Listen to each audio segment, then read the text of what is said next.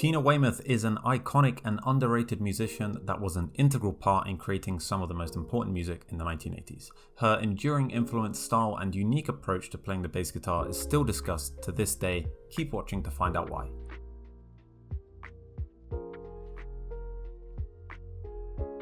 So this story begins in the 1970s when two Rhode Island School of Design students called Chris Frantz and David Byrne decided to make a band called The Artistics. As the band travelled to different venues to play, Frantz asked his then girlfriend Tina Weymouth if she would provide transportation, as she was the only one with a car. It was around this time that Frantz began encouraging her to join in on his musical pursuits. While he was playing with The Artistics, she refused, and even when Frantz and Byrne set up Talking Heads, Weymouth still took some convincing. It took 2 years for me to enter into it. Why was that? I just thought that it was too difficult. I just thought, I'm just going to be up against a lot of flack. For being the girl? Yes. But Chris had another idea. He thought it was going to bring attention to the group. Weymouth's gender would go on to be a common talking point throughout her career, but this is something I'll pick back up later on. Weymouth eventually agreed to join Talking Heads, but there was just one issue. She didn't know how to play bass. She had no academic musical training or experience. She was more interested in other artistic pursuits like painting. So she saved up some money, bought her first bass, a Fender Precision, and started practicing. And it was kind of that straightforward. Talking Heads would go on to become one of the most important musical outfits of the 80s, releasing 8 studio LPs over 11 years. It is worth mentioning that within Talking Heads there was always a lot of tension between band members, most prominently David Byrne and the rest. The band did separate in 1991 and played their last gig in 2002 at their Rock and Roll Hall of Fame induction ceremony. Parallel to Talking Heads, Weymouth and Frantz created another group called Tom Tom Club, who also enjoyed their fair share of success, releasing 6 albums. So I was thinking of the best way of summarizing Weymouth's playing style to begin the analysis section of the video, and my brain kept going back to a YouTube comment that I read ages ago on a Talking Heads concept video, which read a little something like, "Tina Weymouth is like the rug in the dude's room, she just ties everything together." I might be slightly paraphrasing that because I can't find the video or the comment, but it's stuck with me. For those that don't understand the reference, you should go watch The Big Lebowski.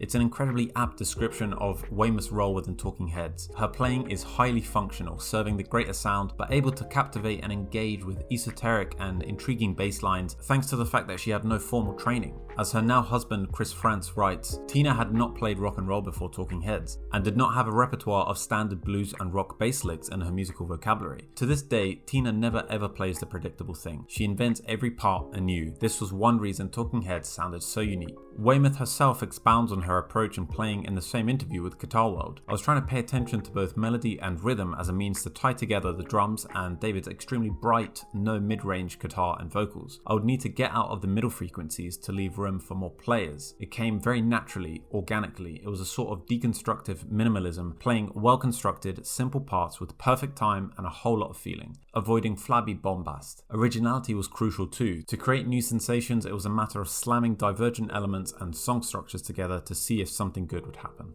If you're familiar with Talking Heads' discography, these insights make so much sense. In this one quote, she highlights so many fundamental aspects of a successful bassist. Someone that ties melody and rhythm together, leaves space for others, has perfect time with good feel, and always innovates. Weymouth and Talking Heads is a perfect marriage because the band itself was experimental, trailblazing, and idiosyncratic. They were by no means releasing formulaic or predictable music. They were intentionally looking to break ground. Weymouth's lack of formal musical experience was replaced by innate ability, rhythm, and musical passion, which meant she was able to write highly functional yet innovative bass lines. A prime case study would be the bass line on Psycho Killer.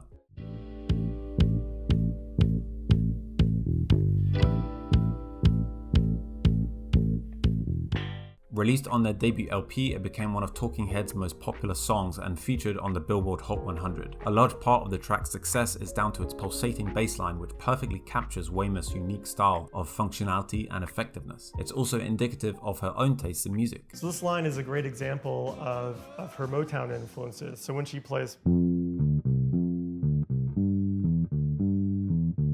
that's classic Motown stuff right there. Weymouth was also involved in the conceptual development of the track. I want to create a sense of schism where he changes personality from being one person to being another person. I think the best way to do that is change language. So I wrote lyrics to that effect. Psycho killer.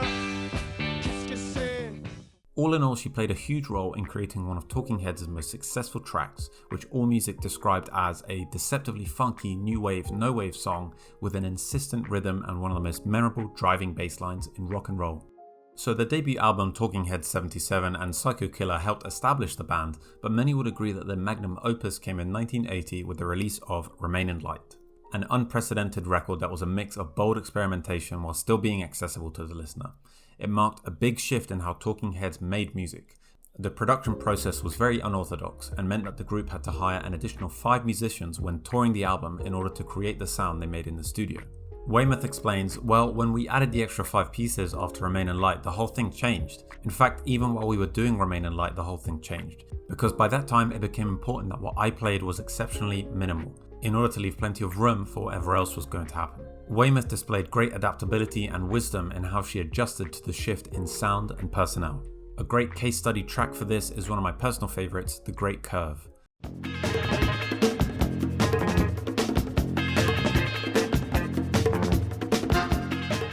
So, to clarify, Talking Heads recruited Adrian Bellew of King Crimson fame, Delette McDonald, Steve Scales, Bernie Worrell and Buster Cherry Jones to their touring lineup. Interestingly, Buster Jones played bass in tandem with Tina Weymouth. As she explains, that was interesting with Buster Cherry Jones. What had happened on Remain in Light, we were all playing different instruments and switching around, and occasionally a bass part would be built out of 2, sometimes even 3 different individuals.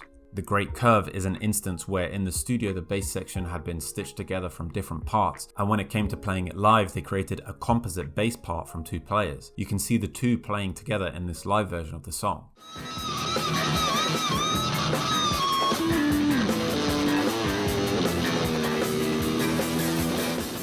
Shortly after the release of Remain in Light, the group went on a hiatus, so Weymouth and France released their debut album with Tom Tom Club. Weymouth's exploits with Tom Tom Club was the final case study I wanted to focus on because it strikes me as a liberating project for her, free from the tensions and attention tied to Talking Heads. The album was quirky and funky, and the group's biggest hit, Genius of Love, really captures this, as Weymouth not only produces a bass line for the ages, but also takes up lead vocal duties.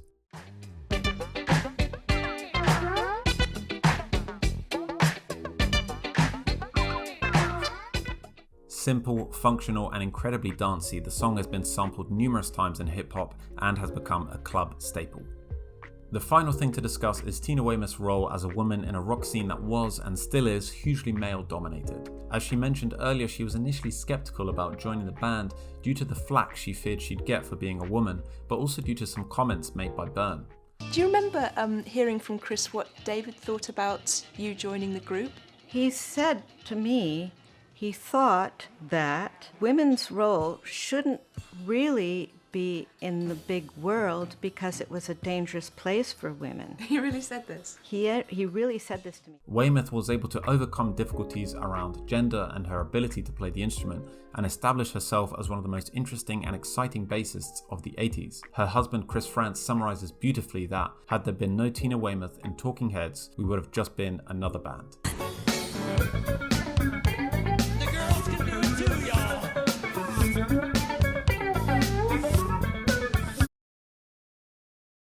Thank you so much for making it to the end of the video. If you enjoyed it, please do like, subscribe and donate. Please let me know down below of any other musicians or bands you'd like me to cover. Cheers.